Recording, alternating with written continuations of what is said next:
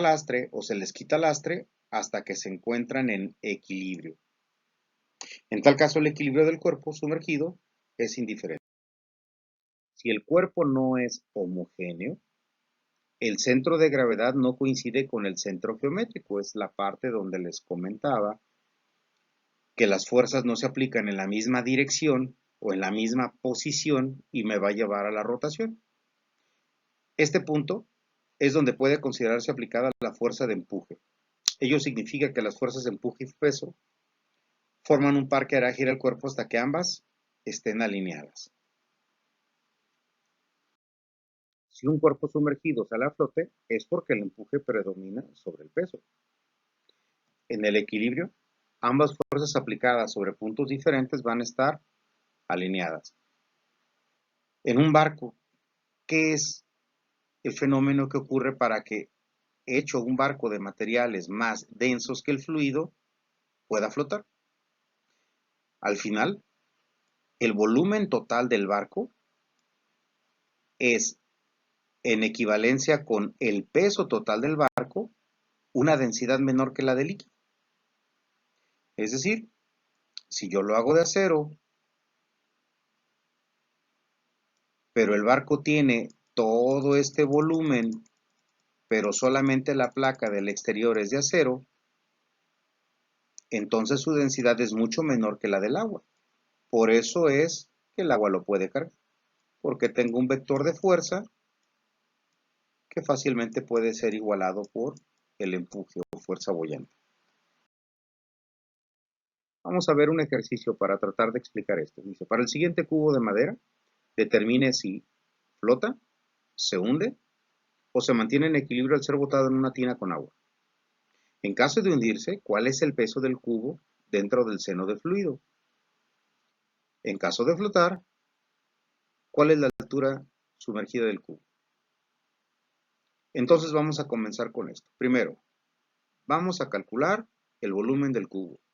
Y como nos lo indica la gráfica, tiene 8 centímetros por lado. Y siendo un cubo, entonces es 8 por 8 por 8. Tiene 512 centímetros cúbicos, que equivalen a 0.30, 512 metros cúbicos. Enseguida, si consideramos que la madera tiene una gravedad específica de 0.65, ¿cuál es el peso del cubo? Entonces ahora vamos a calcular el peso del agua desalojada por el cubo. Bueno, primero, el peso del cubo.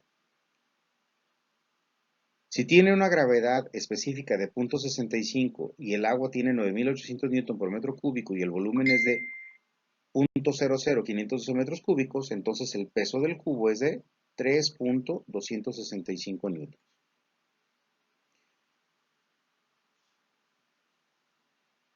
Comparando las densidades del sólido y el fluido, el agua es el material que por normativa se toma como referencia. La gravedad específica del agua es 1. Y el caso de la madera que estamos considerando hoy sería 0.65, es decir, solamente tiene una densidad del 65% o tiene un peso en volúmenes equivalentes del 0.65 lo que tenga del agua. Eso me lleva de manera inmediata a la conclusión de que la madera es menos densa que el agua. Y lo primero que nosotros íbamos a comparar es que, o a definir, es que si la densidad del sólido es menor que la densidad del líquido, el objeto flota. Eso ya es una conclusión, va a flotar. Si ya determinamos que flota, entonces ahora hay que proceder a determinar cuánto es la parte que se sumerge del cubo y cuánto la parte que emerge. Si todo el cubo fuera de agua, entonces en agua tenemos 0.00512 metros cúbicos por 9.800 newtons por metro cúbico y eso me lleva a 5.023 newtons. El cubo completo en agua pesaría 5.023 newtons. Ya habíamos dicho que la madera es menos densa y más ligera que el agua. Por lo tanto va a flotar, ¿pero cuánto? La fuerza vertical ascendente que se ejerce en todos los cuerpos en flotación se llama fuerza boyante, aunque también se conoce como empuje o fuerza de flotación. Pero la fuerza boyante se calcula con la siguiente ecuación. Fuerza boyante es igual a el volumen desplazado por el peso específico del fluido. Para nuestro caso, el objeto no se sumerge completamente, solo la parte necesaria para que el fluido pueda sostener o cargar el peso del objeto. Es decir, no se requieren los 5.023 newtons que el agua puede generar si se hundiera por completo el cubo. Solamente se requieren 3.265 newtons que pesa el cubo. Es decir, regresándonos a la imagen, solamente se va a hundir una parcialidad. ¿Qué es lo que vamos a hacer para resolverlo? Entonces vamos a igualar la fuerza boyante con el peso del cubo. Solamente necesito que el agua genere 3.265 newtons. De la ecuación anterior ahora, el valor desconocido es el volumen desplazado. Y despejándolo nos va a quedar que el volumen desplazado es la fuerza boyante entre el peso específico. Sustituyendo los datos que ya conocemos, 3.265 newtons, perdón, era para acá, de fuerza boyante, y 9.800 newtons de peso específico, y además el cubo teniendo 8 centímetros por 8 centímetros, son 64 centímetros cuadrados de base. ¿Cuál es la altura o la parte que se sumerge del cubo? Entonces, el volumen de un cubo se calcula multiplicando la base del cubo por la altura. Y mi incógnita ahora es altura. Entonces la altura del cubo es igual al volumen del cubo entre la base del cubo. 333 metros cúbicos entre 0.0064 metros cuadrados. Eso me lleva como resultado 0.052 metros. Es decir, la parte del cubo que necesito que se hunda, la que está sumergida, es de 5.2 centímetros. Y con esto resuelvo el problema.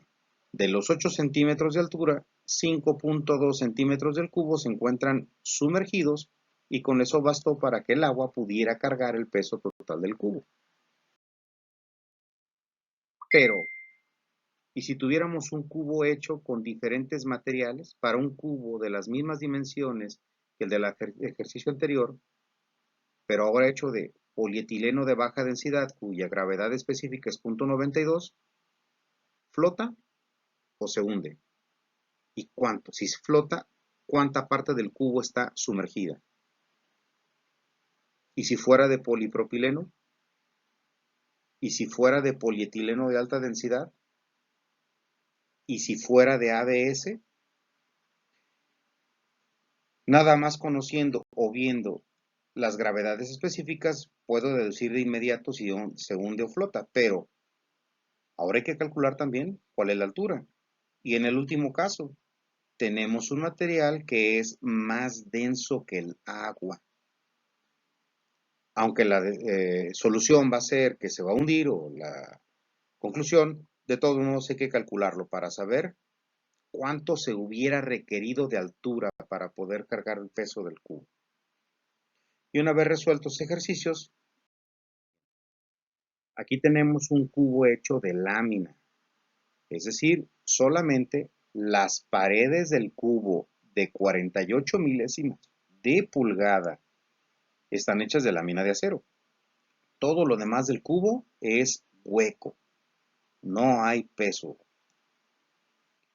Pero el acero es muy denso, es 7.85 veces más denso que el agua. Entonces hay que determinar primero si va a flotar o se va a hundir, y si va a flotar, cuánta parte de ese cubo se sumerge. Hasta aquí vamos a terminar el ejercicio de hoy.